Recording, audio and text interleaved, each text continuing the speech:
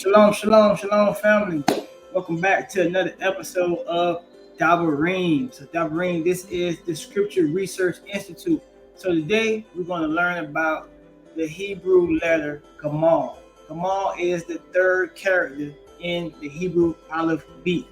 So, it's very important, right? Because very few people on the planet, right, are skilled at understanding the Hebrew, much less the more accurate and culturally sound alphabet, which is how do you say Hebrew in Hebrew.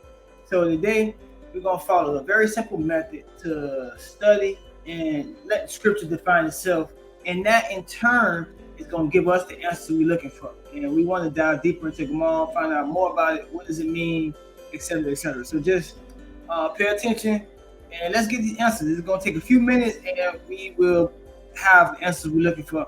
And again, we get answers all through searching the Scriptures.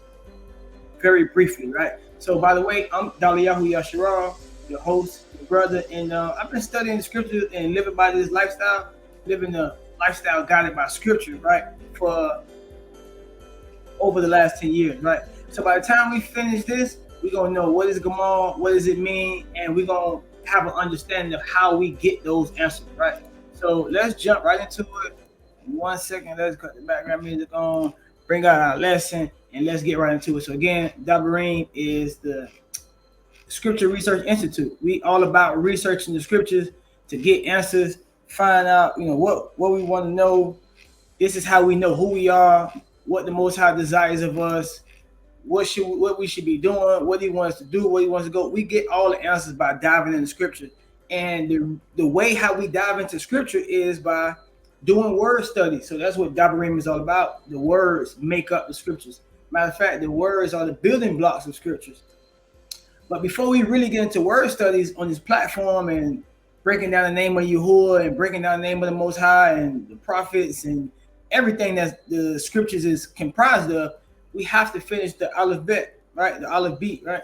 Do the ABCs, because the ABCs are what break down, what makes up the words, right? So let's get into it. Dabarym, building blocks of Scriptures. We breaking down the alphabet, the third letter today. Come on, so let's get into it. So this is the overview. What's the most important thing to know?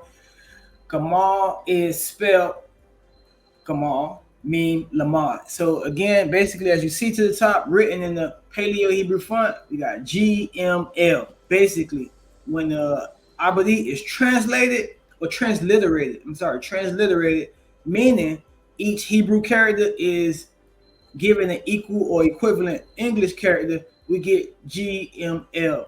And phonetically, that's Gamal. So that's what we have. So Gamal is spelled Gamal, Meme, Lamad, all three Hebrew characters.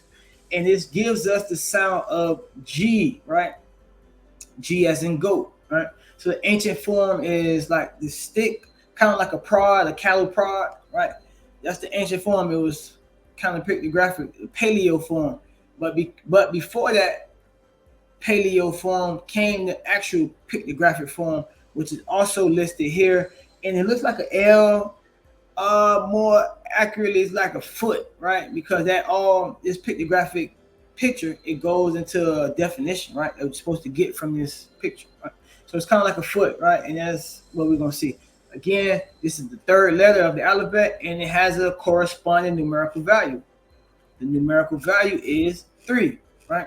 So the definition of this word is to treat a person well or ill. Again, basically treat a person a certain type of way.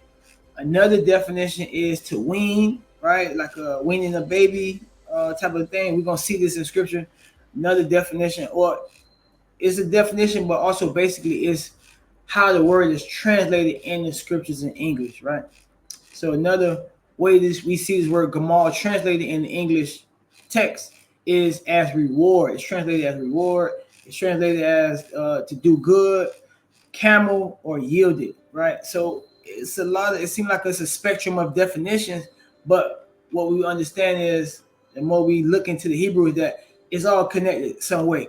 So the most important thing to mention for you guys is that this letter we're talking about, this Gamal character, is the Hebrew Strong's number 1580 and 1581. So you got two numbers representing the same character, same Hebrew characters, and the same word, Gamal, represented by 2 Strong's numbers, right?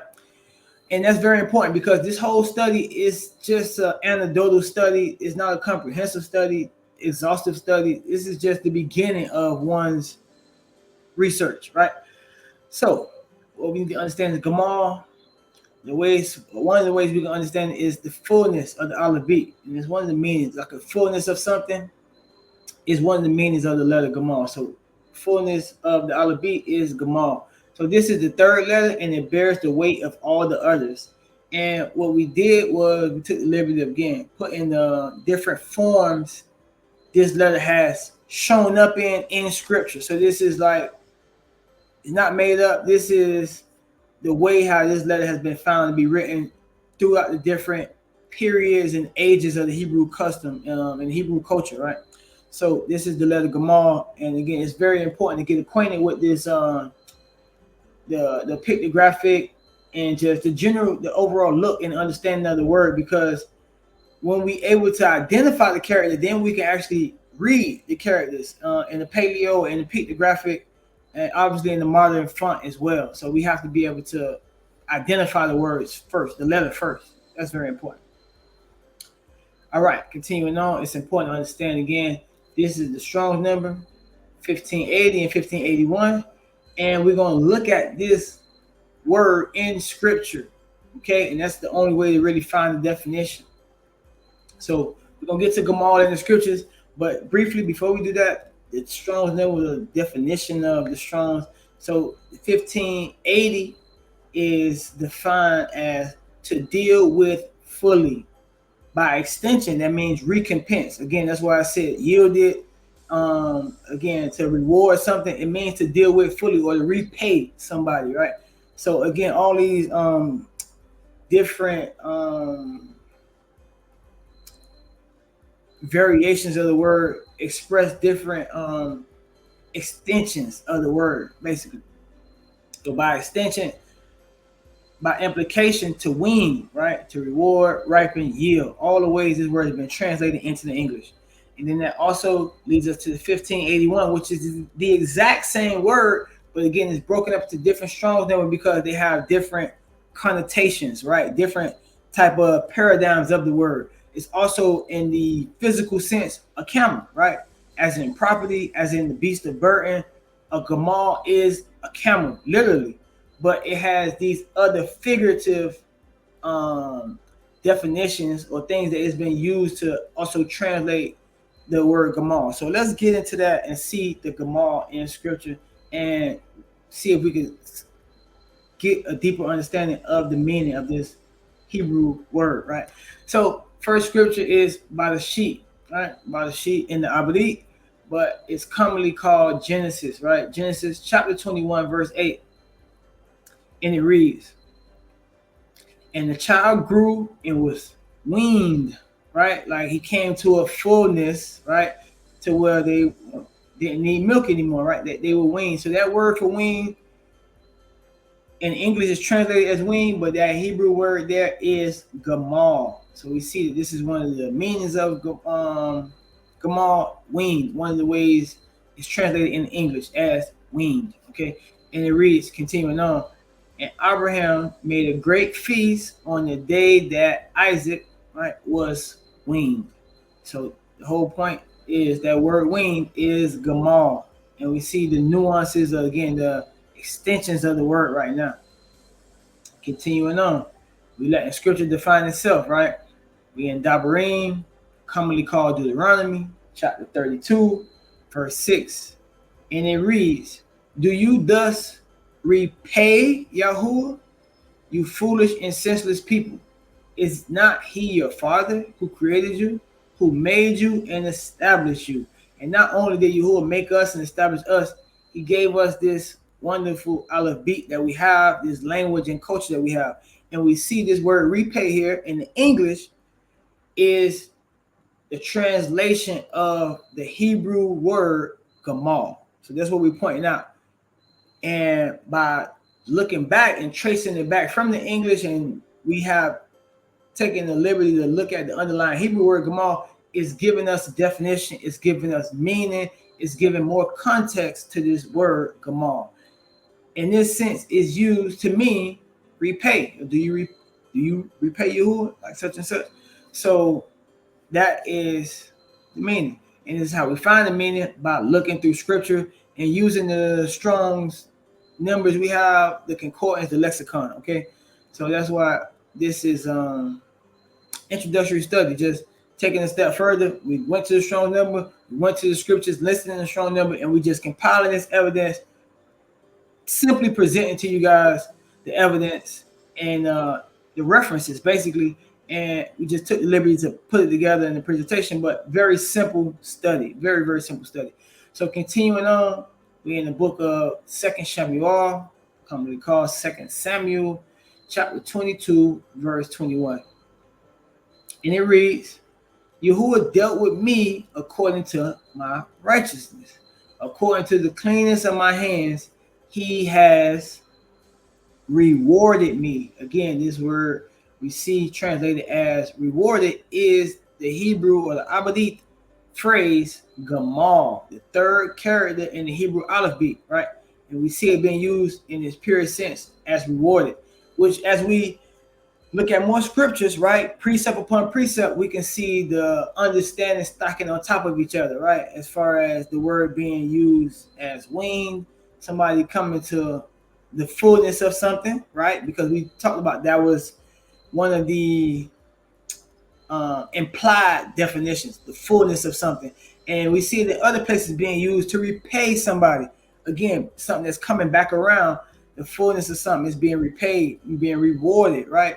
So that is different nuances of this word Gamal that's painting a picture for us of the definition of the word. So continuing on, one of our final scriptures, we getting close to the end. Again, not a very long study, but we just going to scriptural references to let them define themselves. This is for the sheep, Genesis chapter 12, verse 16, and it reads, and for her sake he dealt well with Abram, and he had sheep, oxen, male donkeys, male servants, female donkeys, and camels. So now we're looking at this word Gamal in a different sense, and that's why this is kind of separated in the Strong's. This is the 1581, where it's basically talking about camel. So it's important to understand and note that we see this word camel here in the English, that the word that this was translated from in the Abadi is Gamal. And that's all we're trying to bring home and help you guys understand.